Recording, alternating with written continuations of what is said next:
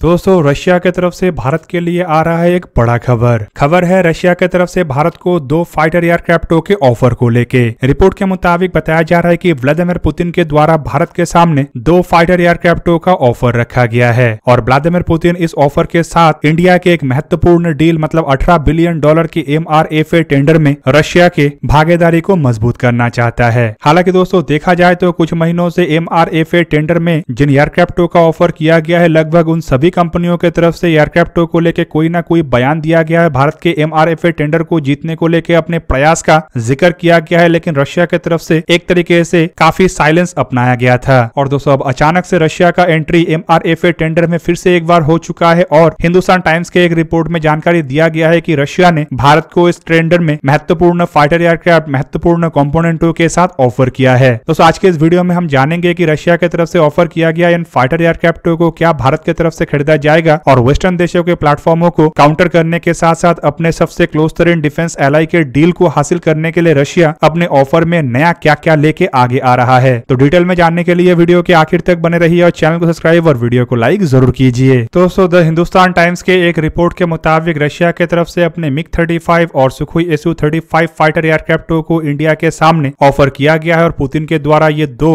Formidable fighter एयरक्राफ्टों को India के tender में एक तरीके से रशिया के बेस्ट ऑप्शन के रूप में रखा गया है। रिपोर्ट में यह भी दावा किया जा रहा है कि दोनों जो एयरक्राफ्टों को भारत के सामने ऑफर के तहत रखा गया है उसमें रशिया का कहना है कि एयरक्राफ्टों में इंप्रूवमेंट हुआ है और MiG-35 एयरक्राफ्टों को लेकर बताया जा रहा है कि इसमें advance cockpit visibility improve avionics को जोड़ा गया है और ये जो एयरक्राफ्ट है ये मिग के एयरक्राफ्ट फैमिली के सबसे टॉप ऑफ द एलिमेंट है। जबकि दूसरी तरफ जो दूसरा फाइटर एयरक्राफ्ट मतलब सुखोई Su-35 है उससे लेके बताया जा रहा है कि इसके जो ऑनबोर्ड सिस्टम है उसमें नया सेल्फ डिफेंस कॉम्प्लेक्स को जोड़ा गया है और ये जो फाइटर एयरक्राफ्ट जिसे कि multi role air superiority fighter aircraft कहा जाता है इसमें अब पहले के मुकाबले में काफी अधिक कैपेबिलिटी भी आया और एयरक्राफ्ट में काफी अधिक सुधार भी आया है। रशिया की तरफ से अपने दोनों एयरक्राफ्टों का ऑफर इंडिया के सामने इसीलिए रखा गया है ताकि इंडिया के $18 बिलियन के मेगा एयरक्राफ्ट के डीलों को हासिल किया जा सके। दोस्तों ये जो $18 बिलियन के मेगा एयरक्राफ्टों का डील है ये असल में कुछ और नहीं बल्कि एयरफोर्स की तरफ से जो 114 फाइटर एयरक्राफ्टों को खरीदा जाना है उसे ही कहा जाता है और इसे MRFA टेंडर भी कहा जाता है जिसे लेके इंडिया की तरफ से अप्रैल 2018 में रिक्वेस्ट फॉर इंफॉर्मेशन या फिर कहे तो टेंडर प्रोसेस को जारी किया गया था। दोस्तों अपने दोनों एयरक्राफ्टों को लेके हाल ही में जो रशिया की तरफ से जानकारी दिया गया है उसके मुताबिक MiG-35 एयरक्राफ्टों में जो नया इंप्रूवमेंट किया गया और एयरक्राफ्टों को अब मूविंग टारगेट, जमीन में स्टेशनरी टारगेट, एयर टारगेट और समुद्री टारगेटों के खिलाफ इस्तेमाल किया जा सकता है। इवन इसके अलावा दावा यह भी किया जा रहा है कि हैवी काउंटर मेजर इन्वायरमेंट में भी इन एयरक्राफ्टों को क्लोज एयर कॉम्बैट के लिए इस्तेमाल किया जा सकता है। मतलब इन एयरक्राफ्टों में अब बेहतरीन इलेक्ट्रॉनिक वॉरफेयर सिस्टमों का इस्तेमाल किया जा रहा है या फिर दुश्मन के इलेक्ट्रॉनिक सिग्नल्स को जैम करने के कैपेबिलिटी को इन एयरक्राफ्टों में अब जोड़ा गया है। कॉकपिट को सुधारते हुए बताया जा रहा है कि एयरक्राफ्टों में अब फर्निश्ड लिक्विड क्रिस्टल डिस्प्ले मतलब LCD डिस्प्ले को जहां पे जोड़ा गया है तो वहीं पे इसमें मोनोक्रोमिक हेड ऑफ डिस्प्ले को भी जोड़ा गया है। इवन ये भी दावा किया जा रहा है कि advance electronic counter measure system resistance के साथ इसमें जो नया रडार को लगाया गया है उसके सहारे जो एयरक्राफ्ट है ये हवा में मल्टीपल टारगेटों को डिटेक्ट करने में सक्षम है। MiG-35 फाइटर एयरक्राफ्टों के जो सेल्फ प्रोटेक्शन सूट है इसमें अब एक कॉम्प्लीमेंट को भी जोड़ा गया है और ये कॉम्प्लीमेंट को एक एक्सटर्नल रडार जैमिंग पोर्ट के साथ जोड़ा गया है। मतलब ये दुश्मन के रडार को भी अब जैम करने में सक्षम होगा।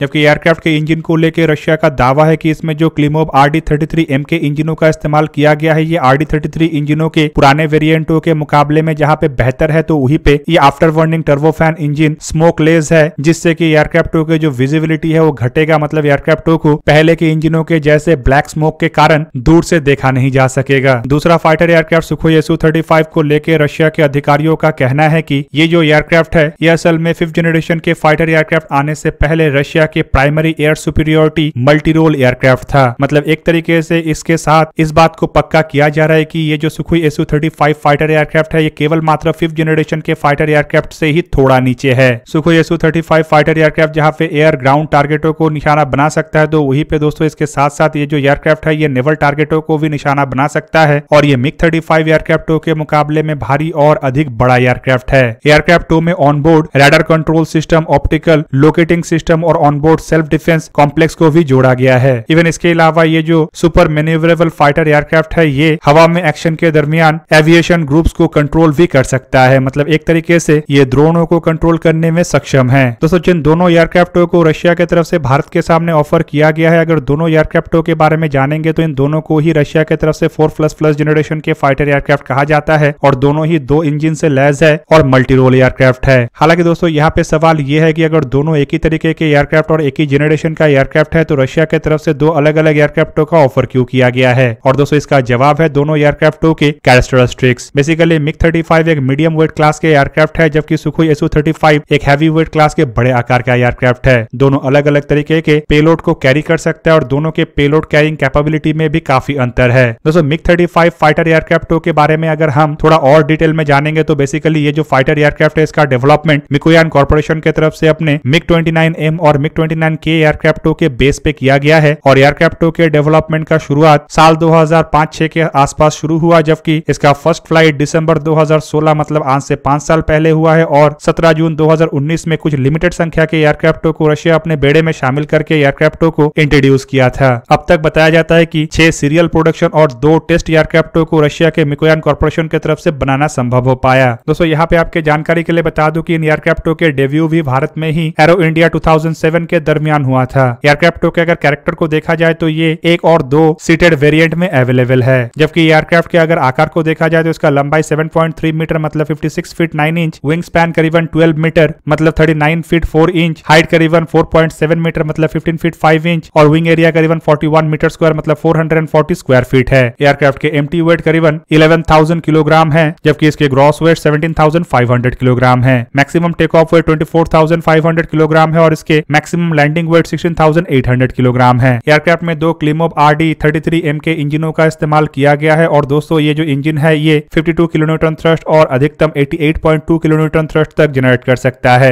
एयरक्राफ्ट की अधिकतम रफ्तार हाई ऑल्टीट्यूड में करीबन 2100 किलोमीटर पर आवर मतलब मार्क 2.25 है, जबकि इसके लो ऑल्टीट्यूड में यही अधिकतम रफ्तार 1400 किलोमीटर पर आवर मतलब मार्क 1.14 के आसपास है। एयरक्राफ्ट के रेंज 2100 किलोमीटर है, जबकि इसका कॉम्बैट रेंज 1000 किलोमीटर और फेरी रेंज अलग अलग पेलोड के साथ 3000 किलोमीटर से लेकर 6000 किलोमीटर तक है। एयरक्राफ्ट का सर्विस सीलिंग करीबन 16,000 मीटर मतलब 52,000 फीट तक है और ये +9G से लेके -3G के दबाव झेल सकता है। एयरक्राफ्ट में हथियारों के रूप में एक 30 मिलीमीटर के कैनन का इस्तेमाल किया गया है, जबकि इसके अलावा इसमें 9 हार्ड पॉइंट है जिसके सहारे 6500 किलोग्राम के पेलोड कैरी कर सकता है। हथियार के रूप में कई तरीके के रॉकेट से शुरू करके ARC-73 और ARC-77 जैसे air to air missile, KH-25, KH-29, KH-38, KH-36 जैसे air to surface missile, KH-31 जैसे एंटी रेडिएशन मिसाइल और KH-31AD जैसे एंटी सरफेस मिसाइल है। KAV सीरीज के 500 के कई तरीके के टीवी गाइडेड, लेजर गाइडेड और ग्लोनेस गाइडेड बॉम्ब ये कैरी कर सकता है, जबकि एवियोनिक्स के रूप में इसमें फिलहाल तो Zuk ME passive electronical scan array radar लगा है, जबकि एक्सपोर्ट वेरिएंट में इसमें Zuk AAM active electronical scan array radar को लगाया जाना है। इसमें OLS-13SM IRST मतलब infrared search and tracking system, OLS UEM electro optical targeting system, OLS-K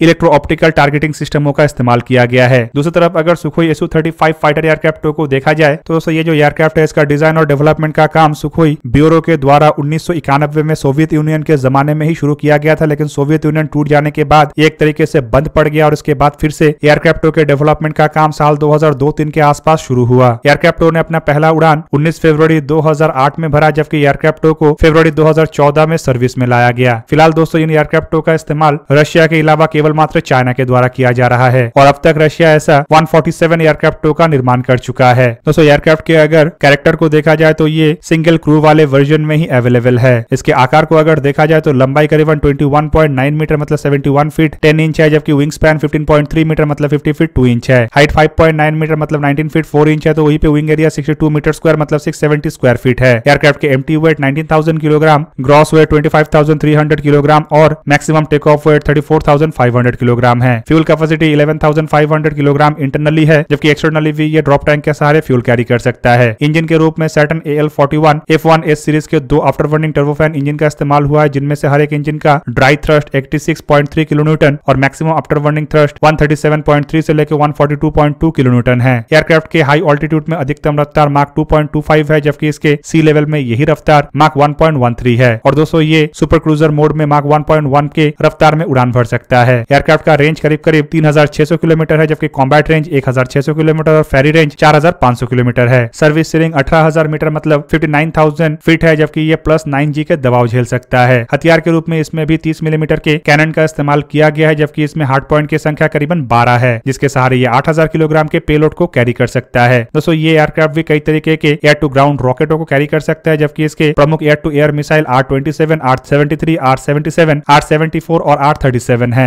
air to surface missile के रूप में इसमें KH-29 और 3AM-14AE जैसे मिसाइल का इस्तेमाल होता है। एंटीशिप मिसाइल के रूप में इसमें 3AM-54AE-1, KH-31AAD, KH-35, KH-59 और यॉखॉन जैसे मिसाइल का इस्तेमाल होता है। एंटी रेडिएशन मिसाइल के रूप में KH-31 और KH-58 सीरीज के मिसाइल का इस्तेमाल होता है, जबकि ये KAV सीरीज के 500 किलोग्राम, 1500 किलोग्राम, GUV सीरीज के 500, 1000 किलोग्राम के TV guided, laser guided, glide bomb और सैटेलाइट गाइडेड बॉम्ब्स को कैरी कर सकता है। दोस्तों सुखोई Su-35 फाइटर एयरक्राफ्ट में फिलहाल एवियोनिक्स के रूप में Irbis E passive electronical scan array radar का इस्तेमाल किया गया है, जबकि इसके अलावा इसमें OLS-35 infrared search and tracking system, L-175M electronic counter measure system है। पर रशिया इसमें active electronical scan array radar को भी लगाने का तैयारी कर रहा है, जबकि रशिया की तरफ से इसके एवियोनिक्स में भी कई तरीके के बदलाव किया जा रहा है। तो दोस्तों ये था आज का वीडियो। अगर आपको वीडियो अच्छा लगा तो लाइक कीजिए और मेरे चैनल को सब्सक्राइब कीजिए और साथ में बना हुआ बेल आइकन को भी प्रेस कर दीजिए ताकि आप मेरा वीडियो देख पाए सबसे पहले। जय हिंद।